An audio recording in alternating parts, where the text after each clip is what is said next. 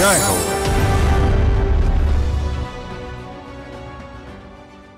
నమస్కారం. సామాన్యుల అసమాన విజయగీతిక ఈటీవీ జైహోకు స్వాగతం. ప్రకృతితో మనిషిని అనుసంధానించే కేరళ రాష్ట్రం. భూదేవి ఆకుపచ్చ చీర కట్టినట్టు వరి క్షేత్రాలతో కనువిందు చేసే వేనాడ్ ప్రాంతం. అక్కడ 5వ తరగతి కూడా పూర్తి చేయని ఓ రైతు 55 రకాల విత్తనాలను కాపాడారు. స్వయంగా సాగు చేసి విత్తనాలను ఉచితంగా ఇస్తూ దేశవాళీ విత్తన పరిరక్షకుడయ్యారు. కనౌజులో పరిమళ ద్రవ్యాల వ్యాపారి ఒకరు మృత్యువు అంచుకు చేరి చావును చావగొట్టి వచ్చారు. తరువాత వ్యాపారాన్ని వినూత్న పంతాలో నడిపి విజయాలెన్నో సాధించారు. విభిన్న స్ఫూర్తి కథనాలతో మీ ముందుకు వచ్చింది జైహో.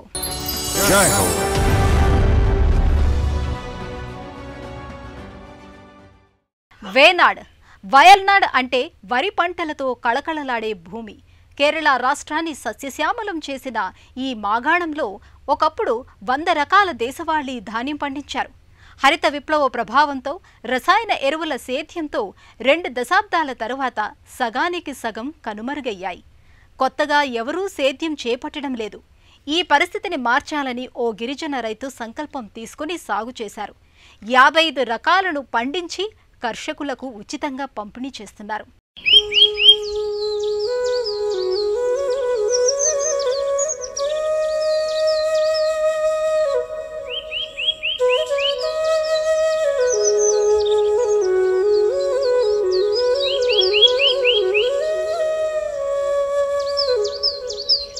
కేరళ రాష్ట్రం వేనాడ్ ప్రకృతి అందాలకు ఆలవాలమైన ఆహ్లాద లోకం. ఒకానొకప్పుడు సంప్రదాయ సేద్యానికి, దేశీయ ధాన్య విత్తనాలకు ముఖ్య కేంద్రం.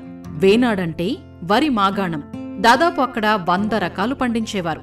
దగ్గర్లోని కమ్మన గ్రామంలో కురిచియా తెగ గిరిజన రైతు చెరువాయల్ రామన్ ఇక్కడో ప్రసిద్ధ వ్యక్తి. 73 ఏళ్ల రామన్ చదివింది 5వ తరగతి. కాని విత్తనాలు, సంప్రదాయ సాగు పరిజ్ఞానం బాగా తెలుసు. విశ్వవిద్యాలయాలే ఈయన్ని సదస్సులకు పిలిచి ఉపన్యాసాలతో విద్యార్థులకు పరిజ్ఞానం అందిస్తుంటాయి. రామన్ కనుమరుగవుతున్న 55 రకాల వడ్లను పండించి విత్తనాలుగా మార్చి అలా విత్తన సంరక్షకుడిగా మారారు. ఈయన పండించే బియ్యంలో పలావు, బిర్యానీ రకాలు, గంధకశాల, జీరకశాల తదితరాలు ఉన్నాయి. జీవితమంతా సేద్యమే. దేశవాళీ ధాన్య రకాల్ని కాపాడేందుకే వెచ్చిస్తున్నారు. പഴയ വസ്തുക്കൾ ശേഖരിച്ചുകൊണ്ടാ വന്നേ. അപ്പൊ ഞാൻ അവരോട് ചോദിച്ചു, എന്താണ് ఈసారి కొందరు వచ్చారు. వాళ్లు పాత వస్తువులు సేకరిస్తున్నారు. ఎందుకయ్యా వీటిని తీసుకెళ్లి ఏం చేసుకుంటారు అని అడిగాను. తమ కుటుంబంలో వచ్చే తరాల వారికి ఇవ్వాలని జవాబిచ్చారు. మన పౌరసత్వాన్ని వదులుకోకూడదని అన్నారు. ఈ రోజుల్లో ఈ కాలపు గుర్తులుగా ఇచ్చేవేమున్నాయి? సైన్స్, కంప్యూటర్ సైన్స్ తప్ప. వారిచ్చిన స్ఫూర్తితో నేనేం చేస్తున్నానంటే సాగు నుంచి కనుమరుగవుతున్న విత్తనాలు 60 రకాలను పండిస్తున్నాను. విత్తనాలుగా సాగు చేస్తున్నాను. వీటిలో 200 రోజుల్లో పండేవి, 100 రోజుల్లో పంట చేతికొచ్చేవి, 90 రోజుల్లో పంట పండేవి ఉన్నాయి. ఇవి సహజ సిద్ధమైనవి. వీటిలో ఎటువంటి కల్తీ లేదు. ఇది సాక్షాల్ ప్రకృతిയാണ്. അതിൽ ഒരു മായമില്ല. మేనమామ వ్యవసాయంలో దిట్ట. ఆయన స్ఫూర్తితో రామన్ యువకుడిగా ఉండగానే మేడిపట్టారు. సేద్యంలోకి దిగారు. మేనమామ మరణానంతరం ఆయన వారసత్వాన్ని అందుకున్నారు. కర్షకుడిగా మారి ధాన్యం పండించి విత్తనాలు చేసి పంచటం ప్రారంభించారు. ఈ క్రమంలో స్థానికులు రామన్ని విత్తనాల మనిషి అని పిలవసాగారు. వేనాడ్ వ్యవసాయంలో ఎన్నో మార్పులొచ్చాయి. రైతులు ఉద్యాన పంటల సాగుకు, రసాయన ఎరువుల సేద్యానికి మళ్లుతున్నారు. కాని రామన్ మాత్రం ఇన్ని మార్పులు వచ్చినా వేనాడ్ వ్యవసాయ వారసత్వాన్ని కొనసాగిస్తున్నారు. ആവശ്യക്കാരൊക്കെ 1 കിലോ 1/2 കിലോ കൊടുക്കും. അത് അവരെ കൃഷിയെ തിരിച്ചുകൊണ്ട് തരിക എന്നുള്ളതാ. నేను అవసరమైన వారికి విత్తనాలు ఇచ్చాను. పంట చేతికొచ్చిన తర్వాత మళ్లీ అంతే మొత్తం నాకు వెనక్కిచ్చేస్తారు. గత 30 ఏళ్లుగా నేను ఒక్క వడ్లగింజ కూడా విక్రయించలేదు. ఇంటి అవసరాలు తీరాక మిగిలిన ధాన్యాన్ని విత్తనాలుగా చేసి కాపాడుతున్నాను. ఇవి అమ్మటానికి కాదు, ఆకలి తీర్చడానికి తప్ప లాభం కోసం కాదు. ఇల్లు గడవటం, వ్యవసాయం నడపటంలో అవరోధాలున్నాయి. సాంబత్యമായി വളരെ പരിമിതമാണ്. ചെറുക്കെന്ന് പറഞ്ഞാൽ വളരെ ഞെരുക്കമാണെന്ന് പറയേണ്ടി വരും. హరిత విప్లవం వచ్చాక వేనాడ్ రైతులు సంప్రదాయ వరి రకాల్ని వదిలేశారు. లాభసాటిగా ఉండే అరటి సాగుకు మళ్లారు. ఇందువల్ల సంప్రదాయ వరి రకాలెన్నో దాదాపు కనుమరుగయ్యాయి. అయితే రామన్ గత 30 ఏళ్లుగా ఈ ధోరణికి భిన్నంగా ముందుకు సాగారు. 55 రకాల్ని సంరక్షించారు. ఆయన అంకిత భావానికి ఇదే నిదర్శనం.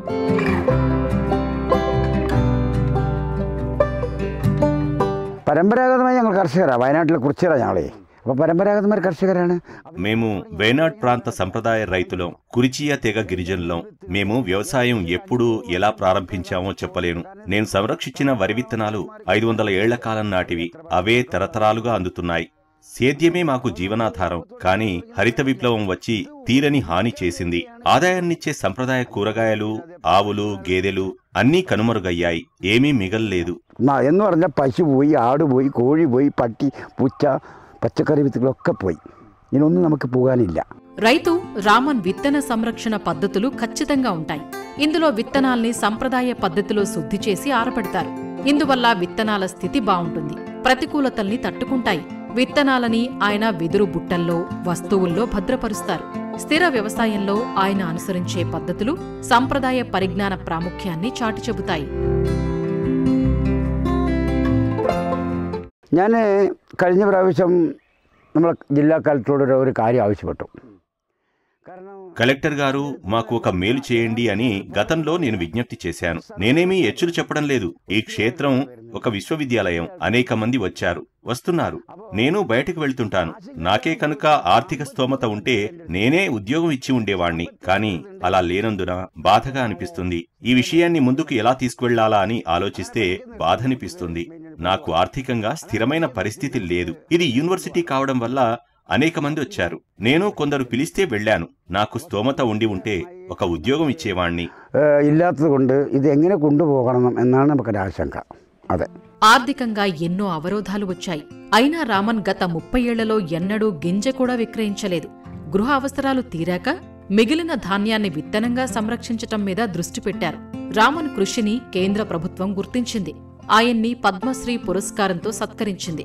అలా నేషనల్ ప్లాంట్ జీనోమ్ సేవియర్ పురస్కారం లభించింది. విశ్వవిద్యాలయాలు, వ్యవసాయ శాఖలు ఆయనతో అవగాహన శిబిరాలు నిర్వహిస్తుంటాయి. యూనివర్సిటీలు ఏర్పాటు చేసే శిబిరాల్లో పాల్గొని అవగాహన కల్పిస్తున్నారు. ఫలితంగా రైతులు, విద్యార్థుల్లో సంప్రదాయ సేద్య పద్ధతులపై ఆకర్షణ పెరుగుతోంది.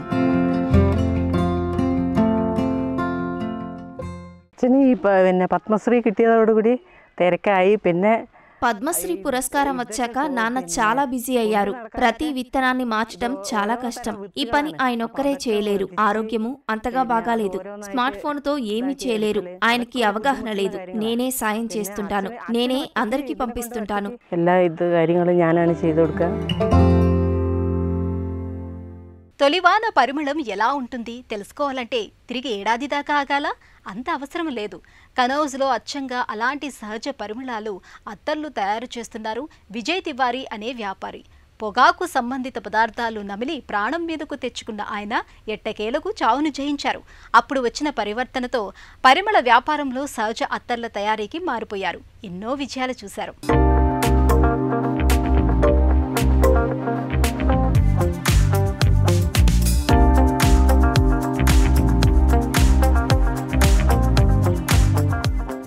తొలివాన చినుకుల తాకిడికి పొడమి పులకరించిన పరిమళం మనస్సును మురిపిస్తుంది. అదే సువాసన ఏడాదంతా ఉంటే ఎంత బావుంటుందో. ఇది అత్యాశేమీ కాదు, కానీ ఓ ఉపాయముంది.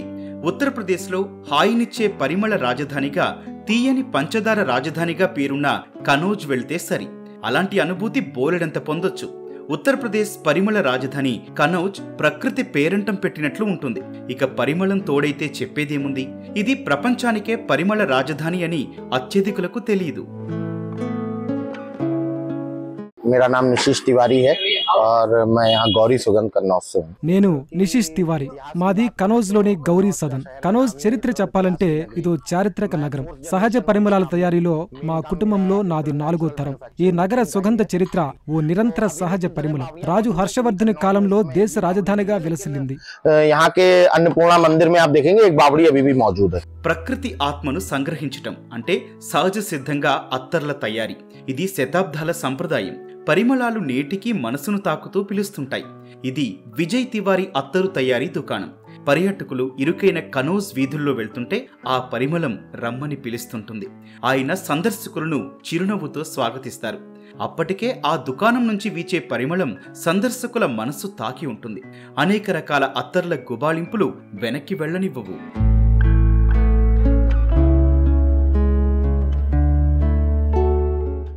मेरा नाम विजय तिवारी है నా పేరు విజయ్ తివారీ.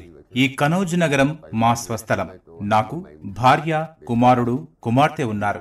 ఈ మధ్య కుమార్తె వివాహం చేశాం. ఇది మా కుటుంబ వారసత్వ వ్యాపారం. ఇప్పుడు 4వ తరం వారసులు నిర్వహిస్తున్నారు. 1984లో ఒక పెద్ద మార్పు చేశాం. కనౌజ్లో మా సొంత వ్యాపార నిలయం ఏర్పాటు చేశాం.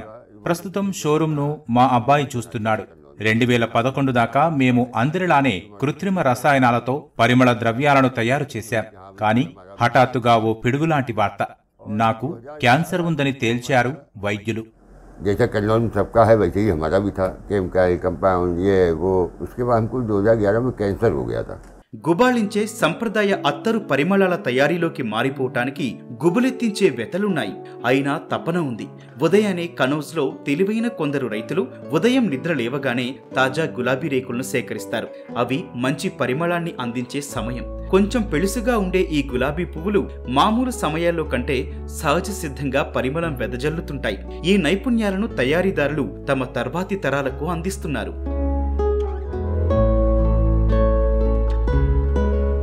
और कैंसर में हो क्या गया, सजा मिली हम तो ये कहेंगे।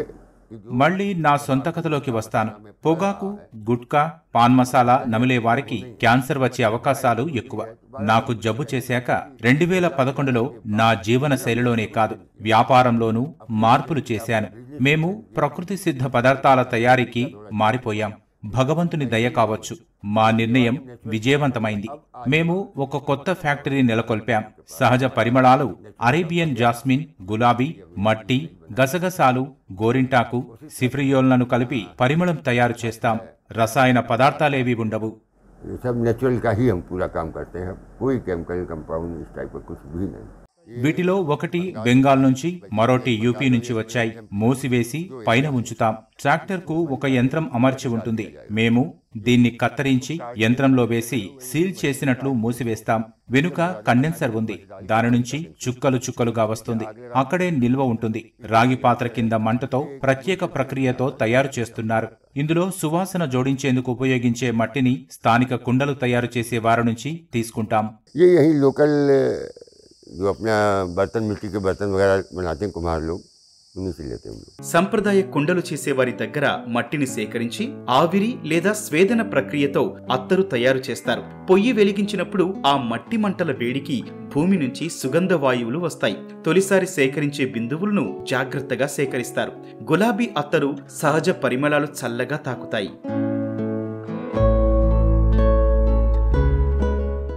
और रही बात कुछ गवर्नमेंट करने के लिए, अब हो सकता है कोई नई स्कीम आए उसमें। అత్తరును గ్రహించే రాగి బాబ్కా ఖరీదైనది. మళ్లీ పనిచేసే వారికి అయ్యే ఖర్చులే పెట్టుబడి. ఉత్పత్తి నాణ్యతను పరీక్షించే పరికరాలు, ప్రమాణాలు ఏమీ లేవు. మహిళలు సహా ఎందరో నిరుద్యోగులు ఇక్కడికి వచ్చి ఉపాధి పొందుతున్నారు. పదార్థాలను ఎండబెట్టడం లేదా సేకరించే పనుల్లో సాయపడతారు. పురుషులు వస్తువులను కత్తిరించటం, లోడ్ చేసే పనుల్లో ఉంటారు. जेंट्स हैं, वो अपना माल भरना है, डेग में काटना है, काफी काम है। విజయ్ ఆవిష్కారాలలో మట్టి పరిమళాల మిట్టి అత్తర్ ముఖ్యమైంది. ఇది తొలివానకు తడిసిన పొడమి పరిమళాలను ఇస్తుంది. సంప్రదాయ రాగి కాకులతో తయారు చేస్తున్నారు. అద్భుత పరిమళం వెలువడుతుంది. మంటల్లో కాగి స్వేదన పద్ధతిలో కాగుపైన ఉంచిన ఆకుల మీద బిందువులు చేరతాయి. వాటిని సేకరిస్తారు. ప్రత్యేక సీసాల్లో నింపుతారు. ఈ పరిమళం కనౌజ్దే. బాబ్కా అనే సంగ్రహిస్తుంది. కుప్పి అనే ఒక రకమైన తోలు సంచిలో ఉంచుతారు. బాబ్కా చల్లగా మారిన తర్వాత నీటిని, పరిమళ తైలాన్ని వేరు చేస్తారు. నీరు ఆవిరయ్యాక పరిమళ ద్రవ్యం మిగులుతుంది. కనౌజ్ పరిమళం పేరుతో ప్రపంచాన్ని తాకుతుంది.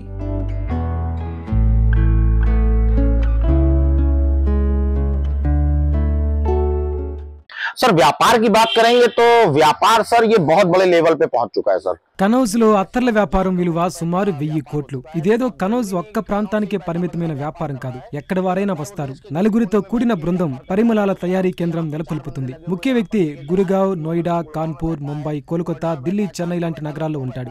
దేశంలో అత్తర్ వ్యాపారం జరిగే ప్రతి నగరంలో ఒక్కరైనా కనౌజ్ వాసి ఉంటాడంటే అతిశయోక్తి కాదు. लोगों को तो मोस्टली मुझे लगता है भारत देश के हर शहर में तो कन्नौज का बंदा बैठा ही है ऑफिस लिए।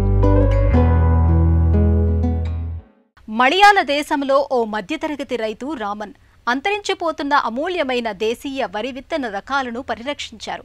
వారసత్వ సంపదగా మార్చి తరతరాలకు అందిస్తున్నారు.